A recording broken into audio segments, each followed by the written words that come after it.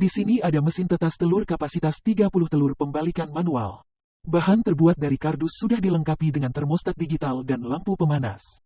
Di sini sudah kami sediakan wadah air untuk kelembaban. Diisi setengah saja, jangan penuh-penuh. Letakkan wadah air di pojok sebelah kanan. Di sini kami contohkan bagaimana cara memasukkan telur dan membalikkan telur pada mesin tetas. Untuk telur ayam dan bebek berkapasitas sampai 30 telur, untuk telur burung bisa lebih dari 30 telur. Di sini kami hidupkan mesin tetas telurnya. Di sini sudah kami setting termostatnya sesuai standar penetasan. Untuk pembalikan telurnya sehari minimal 2 kali, di pagi hari dan sore hari. Putar telur sampai 180 derajat untuk pembalikan. Di sini kami akan menunjukkan dalaman mesin tetas telurnya.